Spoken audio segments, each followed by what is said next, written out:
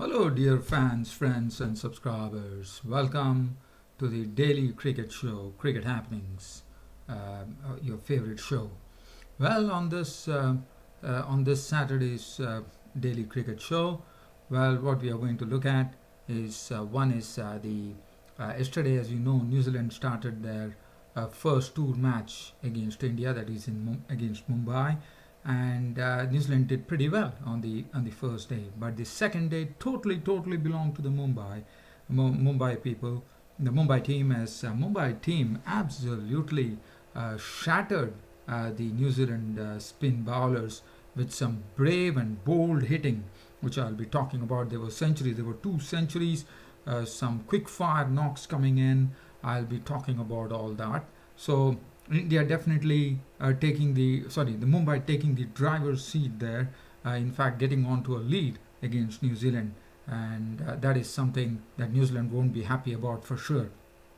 Also, there was the Royal London One Day Cup final, and it turned out to be a very tame affair. Surrey was led by Gareth Batty, who has been recalled to the England team for the to play to go to Bangladesh, and Gareth Batty, let me tell you, would have been pretty disappointed as Surrey lost the match, as Surrey were rolled out for 136, and Warwickshire, with a cool and composed Jonathan Trott at the crease, actually got them to victory by 8 wickets. So the Warwickshire are the newly crowned champs of the Royal London One Day Cup. So congratulations to them. And then, if at all time permits, I'll also have a look at some cricket news. But let's first head on towards the Firozshah Kotla in Delhi, where, as I said, Mumbai were taking on New Zealand. Today was the second day's play of this tour match, and New Zealand, well, as I said, they actually declared the innings closed at their overnight score of 324 for 7, and the Mumbai Indians, sorry, not the Mumbai Indians, the Mumbai team. Well, they didn't have a good start. They definitely, that was yesterday when Bolt was gone. The score was 29 for 1, as you know. And then it was something, one thing I have to say here, that Rohit Sharma was absolutely struggling. He was not looking his own self at all. He struggled against everything. He struggled against pace, he struggled against spin, and then finally, after making a very steady 18, a very, I would say, a very tough 18 at the crease from Rohit Sharma. His wicket was taken by Ish Sodhi, who was the best spinner to me in this particular match today. So Ish Sodhi taking the wicket of Rohit Sharma, and Rohit Sharma, as I said, was totally struggling. Finally, he came out of his shell. He hit 1 6, but that was set. He was caught behind by Watling of the bowling of Sodhi for 18, and then so that was not a good thing for Mumbai. But Rohit Sharma, the captain, was out pretty early. But after that, if you look at the Mumbai innings, there were some very good knocks. Pawar going on to make a century with 15 fours and 1 6. He retired out, as you know. This is a warm-up match. But Arman Jafar, who has not played any first-class cricket, has come in, and he has scored. He scored a valuable 69, showing his glimpses of his talent here by really using the feet well against the spin, and dealing with the spinners in a very firm manner. As Jafar, in fact, opened in the very first over, he came down and hit Santner for a 6. And Arman Jafar's contribution 69 with 9 fours and 1 6. But the real knock which came from that very useful all-rounder from Mumbai over the years, Suryakumar Yadav. And you know, he has been a big draw card in the IPL too.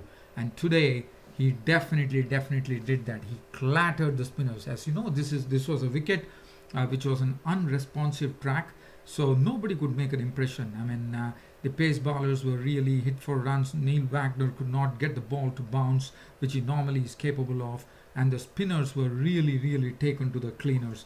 And Suryakumar Yadav was in some real, he was playing in a very furious manner, as he clattered the New Zealand spinners to all parts of the ground, especially his hitting area being the cover. And in fact, Pawar was the one who was actually hitting over the cover region, was playing the lofted stroke as far as Suryakumar Yadav was concerned. Well, he was also one who was targeting the long on region, and he also played some beautiful strokes, I would say. Look at that knock of his 103 of 86 deliveries, as if this was one-day cricket. 9 fours and 8 sixes. And after that, we saw, after Suryakumar Yadav's pyrotechnics was over, the New Zealand spinners once again got something similar to what Suryakumar had meted out to them, as this time there was a new guy by the name Ladd who came in and slammed an unbeaten 86 of just 62 deliveries, 7 fours, an equal number of sixes. And Aditya Tari, the wicket keeper, was not out on 53. I said 853 with 7 boundaries, as the Mumbai team on the second day finished at 431 for 5. As I said, it was an unresponsive track. There was not much, but what one saw was that the New Zealand spinners were absolutely ineffective against Mumbai. And as I said, this is not something that New Zealand will be happy about, because they still have to contend with Indian players in the Test series, and who are very good players of spin. So just looking at the card here, Bolt had 1 for 35, 1 for 71 for Santner. Bracewell, none for 38. I thought he bowled well. Neil Wagner couldn't get the ball to bounce because of the unresponsive wicket here. Santner, Mark Craig, 18 overs 3, none for 60. He Sodhi toiled and manfully, 20 overs 3 minutes, 2 for 132. He was the one who was always looking like getting a wicket. He Sodhi, so he was good, even though he got 132 runs taken off him. So that is as far as the match situation is concerned. So Mumbai would have been definitely happy. They've taken a 107 runs lead, and I'm sure they would be, because it's a 3-day match, and I'm sure Mumbai will be declaring tomorrow morning, and we'll be seeing the Kiwis once again coming into bat, no doubt about it. But as I said, New Zealand won't be happy with this effort, because their spinners were really, really taken apart by this Mumbai team. From here, we head on towards England, and the reason we are heading towards England is, as I said, today it was the Royal London One-Day Cup final and this match was being played between Surrey and Warwickshire. And Surrey were the ones who actually batted first, and they were in instant trouble. In fact, Jason Roy and Steve Davis actually gave them a decent start of 45 runs in 8.3 overs, with Roy contribution being 24 of 30 doubles, 4 fours, and Davis making 23 of 29, 4 fours. And then they still had some very big names in the team, and especially considering that Surrey was a big draw card. I mean, any team which comes into the finals, you understand. And Surrey had some very good players like Kumar Sangakkara, but Sangakkara could make only 21 without any boundaries. The pressure started building as Warwickshire really started getting on to the Surrey batting lineup in a very big manner, as Sangakkara was out for 21. Rory Burns making 40 of 83, 2 fours, and then suddenly they had a sort of a real collapse. After the first 4 actually hit the double figures, there was a very tough time. As I said, the Warwickshire bowlers really came into their own, with Ben Foakes, who is touted as the next wicketkeeper batsman for England. Is the best in the business right now in England. Ben Foakes, the wicketkeeper batsman, was out for a blob today. He was LBW bowled. Hannon Dalby bowled very well. Zafar Ansari, who was selected for the tour of Bangladesh, was out for a blob as well. Sam Curran couldn't do much as an youngster, bowled by Javed for 13 of 19 deliveries, 2 fours. His brother Tim Curran was run out for 4. Gareth Batting himself, who has been selected for Bangladesh, also disappointed, losing his stumps to the bowling of Chris Wokes for naught, and then Chris Wokes completing the formalities by getting Dane Bash stumps disturbed, and that was all over. Stuart Meeker was not out on naught, and the Surrey innings folded in a very tame manner of 136. It was a big disappointment, I would say, at the Lord's London as far as Surrey's batting effort was concerned. They were all out for 136. They couldn't even play the full quota of 50 overs. They were all out in 40.1 overs. Looking at the bowling for the Warwickshire bowlers, Ricky Clark 3 was 24, a bit costly. Chris Vokes 2 for 24, as usual, very economical. 9.1 overs, 2 maidens, 24 runs and 2 wickets. Wright 6 overs, 1 for 17. Javed 5 was 2 for 15. Hannon Dalby was good, 8 overs, 2 for 27. And Jitan Patel was the best in the business as far as spinners are concerned. The best spinner from Warwickshire, Jitan Patel, 9 overs, 1 maiden, 2 for 28. So as I said, Surrey did not do anything good for themselves here. They definitely disappointed the huge crowd which had come at the Lord's Cricket Ground. And then now it was the turn for Warwickshire to chase a very measly total, one could say, of 136. And well, definitely there was an early and the opening partnership for Warwickshire added 45 runs with Jonathan Trott playing in a very cool and composed manner as he normally does. They lost Haynes' wicket for 12 to the bowling of Ansari of 29, dealt with 1-4. And Ian Bell could not get amongst the runs as well, as Meeker actually picked up his wicket, getting him caught behind by Ben Foakes behind the wicket for 17 of 26 deliveries with 1-4. So that made it 89 for 2. But after that, there was no looking back. Jonathan Trott, there was nothing to really worry about. It's just a matter of staying there and guiding the team through.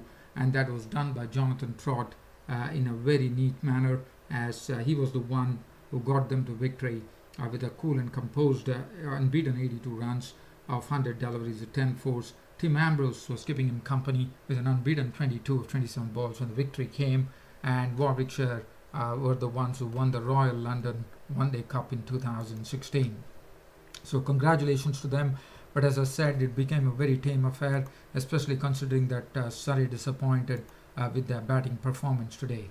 As far as the bowling was concerned, Dernbach has 6 overs, none for 27. Sam Curran couldn't get amongst the wicket, 4.2 overs, no made it, no for 20. Tim Curran 4 overs, none for 14. I think Sam Curran, the Curran brothers, doing a good job there. Meeker 4 overs, 1 for 25, should have bowled well. But as I said, the runs were too less to really defend, and that resulted in Warwickshire getting on to victory. So Warwickshire definitely requiring kudos for this to actually restrict Surrey to just 136. Zafar Ansari 1 for 33, and Gareth Batty, he definitely did a good, it was a good bowling effort from Gareth Batty, the captain as well. 4 overs, no made and none for 15, a very losing effort. And Jonathan Trott of Warwickshire was named player of the finals. Well, dear fans, subscribers, that is as far as these two matches are concerned. Now let's have a look at some cricket news. As far as cricket news is concerned, one thing that I would like to say here is that New Zealand have some very bad news, and that is not good considering the fact that New Zealand are here in India to play a test series, and this man is going to be sorely missed. It's Tim Southee, the opening partner for Trent Boult, is going to miss the entire test series after suffering a ligament strain in his ankle, and that is not good news at all for New Zealand. So yes, they definitely have reserves, but Tim Southee with his experience would have been proved quite good, but so that's not a good news for New Zealand, I reckon. They are not at full strength as far as the pace bowling department is concerned. And as far as other cricket news is concerned, I can tell you that as one would, Andre Russell has opted out of the to play Pakistan the T20 matches in the United Arab Emirates, and his replacement, as you know, in the Caribbean Premier League this year, we saw a bloke who did, if at all one recalls as far as West Indies are concerned, as far as characters are concerned, there was one boy by the name Tino Best, who did not play a lot of test matches for the West Indies, but he was quite a character on the field. And there we have another one coming in to replace Andre Russell, and we have seen that this bloke has been a very lively character, dancing and playing the cricket with absolute joy, and also picked up a lot of wickets in the Caribbean Premier League. He was representing Jamaica Talawas. He was led by Chris Gale, as you know. His name is Kesrick Williams. So Kesrick Williams is a replacement for Andre Russell to take on Pakistan in the T20 in the United Arab Emirates. Other than that, dear fans and subscribers, I think that really sums up this cricket happening show of mine today. Hope you all loved this cricket broadcast of mine today. Hope to see you all tomorrow. That's on my Sunday daily cricket show on Cricket Happenings. Till such time that happens, this is your host Ram signing off for the day. Thank you.